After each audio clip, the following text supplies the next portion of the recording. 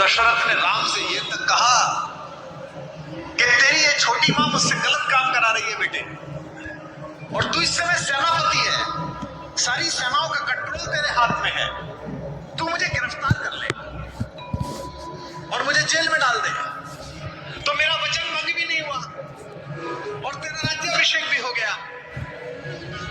मैं जेल में रह लूंगा लेकिन मैं तुझे निष्कासन नहीं दे सकता। लक्ष्मण कहते हैं राम से कि ये तीर, ये धनुष कंधे पे लटकाए घूमते हो, सुबाहु खरदूषण को मार के आए हो, बड़े वीर बनते हो, घर में अत्याचार हो रहा है, अनाचार हो रहा है, चुप बैठे हुए हो। कह रहे वलकल्ला वनवास जाऊंगा, मैंने कैसे भाई की पूजा की, कैसे नायक हो।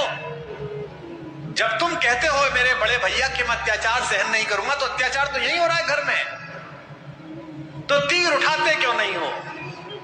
राम ने कितनी अद्भुत बात कही। राम कहते किस पर तीर उठाऊं, इस मां पर बचपन में जिसका सपना देख के इसके पास आकर सोया हूं, इस पिता पर जिसने सुबह अपने बाल बनाते समय एक सफेद बाल देखा और उस बाल को देखकर गुरु वशिष्ठ के घर गए और कहा कि अब बस मेरा राज्य समाप्त हुआ, राम को दे दीजिए। या इस भरत पर पाप भी जिसकी सोच की सीमा के बाहर खड़ा होकर प्रणाम करता है कि यहां नहीं जा सकता। किस पर तीर चलाने के लिए बोलता है, बता।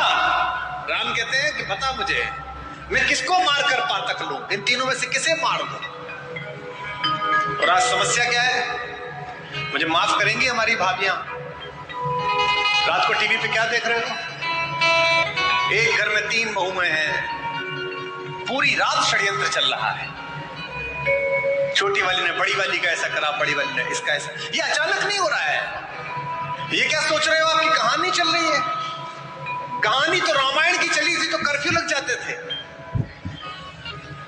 तुम्हारे हीरे मोती जा चुके, तुम्हारी विद्या जा चुकी, तुम्हारी सारी तकनीक जा चुकी, तुम्हारे लड़के जा चुके, सब जा चुके। तुम्हारे पास एक चीज बची है जिसे छीनने के लिए पागल है पश्चिम, और वो चीज है तुम्हारा परिवार, तुम्हारे संस्कार। अब इस पर डाका डालने की कोशिश है। कोई सीरीज देख लो, उसके 40 मिनट में एक बलात्कार होगा, एक हत्या होगी, एक संस्कृति और कला के ऊपर, भारतीय दर्शन के ऊपर गंदी गंदी गालियां होंगी। ये क्या है, ये धीमे धीमे आपके घरों तक जहर पहुंचाया जा रहा है। क्या दिखाया जा रहा है आपके सीरियल में, एक लड़का है घर में, वो लड़का चरित्रहीन भी है, वो जिससे उसका विवाह हुआ उसके बाद भी किसी से प्रेम में है, वो जिससे प्रेम हुआ उसके बाद तीसरे से भी किसी से प्रेम में है, उस परिवार की दोनों महिलाएं उससे विवाह कर चुकी हैं। आप में से किसी ने ऐसा घर कहीं देखा है? ये भारत के घर नहीं है, एक परिवार में भी ये संस्कार नहीं है, लेकिन ये डालने की कोशिश की जा रही है कि सही है। राम को त्रैलोक्य में सौंदर्य के पहले 5-10 नाम में आने वाली रावण की अनित्य सुंदरी बहन सूर्पनखा प्रस्ताव देती है कि जंगल है, कौन देखेगा, मुझसे प्रेम कर ले, विवाह कर ले, और ये तो वैसे भी बिना माँ बाप के तेरे साथ आई है तो सब निभा लेगी। राम कहते हैं माता मेरा विवाह हो चुका। लक्ष्मण से कहती है, लक्ष्मण भी यही करते हैं, गुस्से में सीता को हानि पहुंचाने की कोशिश करती है और ऐसे नाश्त उठता है और उसकी नाक पर चोट लग जाती है, जो रावण के गुस्से का कारण बनी है। ये राम है जो जंगल में भी मिले हुए इस अश्लील, अशालीन, असंस्कारी, अपारिवारिक अवसर को ठुकरा देते हैं। और एक रावण है जो पंचकन्याओं में पूजित माता मंदोदरी का पति होने के बावजूद भी सिर्फ इतना सुनकर कि जंगल में 2 लोग घूम रहे हैं, उनकी बीवी बहुत अच्छी है, उसके पीछे लग जाता है, इसीलिए उसके कुल वंश का नाश होता है, सारी पीढ़ियां ध्वस्त हो जाती हैं, सब लोग समाप्त हो जाते हैं। मैं केवल ये सोचता हूं कि अगर मेरे बोलने से 10 लोग, 20 लोग, 50 लोग, 100 लोग भी गुणात्मक परिवर्तन जीवन में हो जाए तो बढ़िया बात हो जाएगी। एक सज्जन ने मुझे चिट्ठी लिख कर दी, ऐसे ही जैसे ये चिट्ठी आई है। दोनों की शादी में सेम फोटोग्राफर। कि साहब वो मैं कल आया था, आपने राम और भरत के प्रेम के विषय में बताया, और मेरे सगे भाई साहब जो है वो हिम्मत नगर गुजरात में रहते हैं, और मेरा उनसे 25-30 साल से संपत्ति विवाद चल रहा है। ना मैं उनके बच्चों की शादी में गया, ना वो मेरे शादी में आए। पर कल रात सुन के मैं बहुत रोया। अब कल जब आपका कार्यक्रम समाप्त हो जाएगा तो मैंने दोनों बेटों को, बहुओं को लेकर मैं जा रहा हूं हिम्मतनगर, और संपत्ति के और अदालत के सारे कागज लेकर उनके चरणों में रख दूंगा और कह दूंगा, भैया जो आप जाने करिए, बस मुझे माफ कर दीजिए, मुझे चरणों में स्थान दीजिए। मुझे लगता है कि यही आपका पारिश्रमिक है, यही आपका प्रतिफल है। जिस समय आप दूसरे में ईश्वर देखना प्रारंभ कर देंगे, उस समय ईर्ष्या, कुंठा, बेईमानी, दुष्टताएं सबका विलोप हो जाएगा।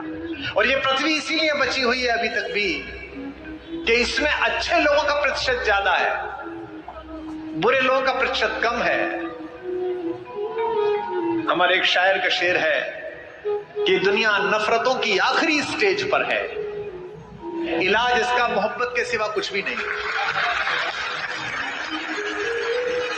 ये दोनों भाई थे, यूक्रेन और रूस,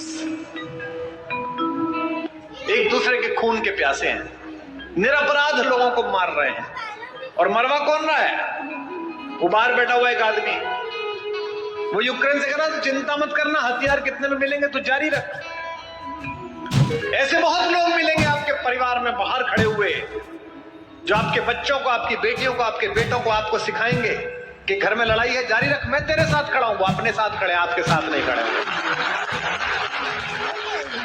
जो भी व्यक्ति ऐसी बात करता मिले कि चिंता मत करना, मैं तेरे साथ खड़ा हूं, अपने भाई के खिलाफ हो जा, बहन के खिलाफ हो जा, माँ के खिलाफ हो जा, समझना कि वो आपके साथ नहीं खड़ा है। क्योंकि जो आपके साथ खड़ा है वो कह रहा है कोई बात नहीं, थोड़ा नुकसान फायदा चलता रहता है।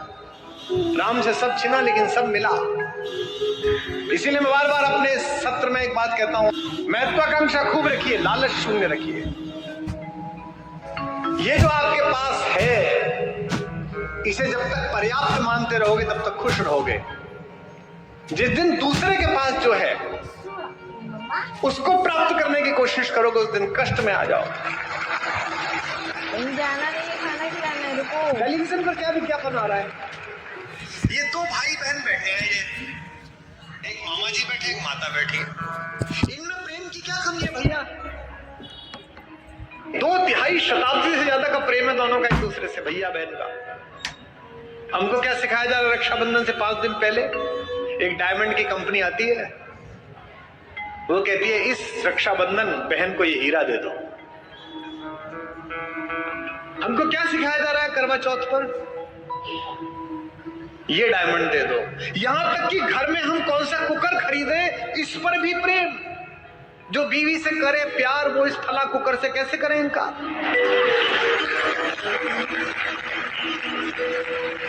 यानी जिनके घर में वो कुकर नहीं आता वो अपनी पत्नी से प्रेम नहीं करते। मेरे घर में शुरू में कुकर नहीं था तो मेरे पिता ने मेरी मां से प्रेम नहीं किया। कैसी मूर्खतापूर्ण बात है। साधनों से अगर प्रेम होता, अगर साधन प्रेम का प्रतीक होते तो राम पिछड़ जाते, रावण जीत जाता। मुझसे लोग कहते हैं आगरे में एक सफेद रंग की बिल्डिंग दिखा करके ये प्रेम का प्रतीक है, इसे प्रेम का प्रतीक बताते हो? ये प्रेम का प्रतीक है? अरे प्रेम का सबसे बड़ा प्रतीक तो समुद्र के नीचे इकट्ठे हुए वो पत्थर है जिन पर मेरा राम चल कर गया।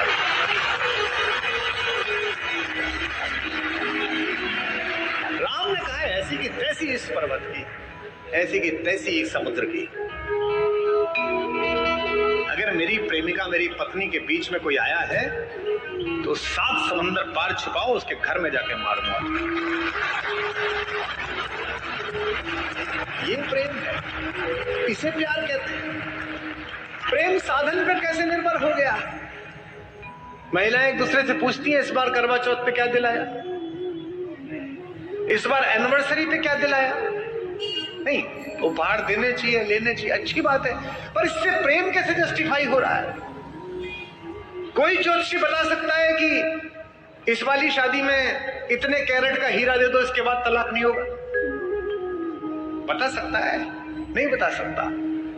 लेकिन अगर माओ ने बेटियों में संस्कार डाले हों कि जिस घर जा रही हो उस घर में जो माँ है वो भी माँ ही है, अगर पिताओं ने पुत्रों में संस्कार डाले हों कि जिसकी बेटी इस घर में आ रही है उसका उतना ही अधिकार है जितना तेरा है, तो हीरे की जरूरत ही नहीं है, घर ही अयोध्या बन जाएगा।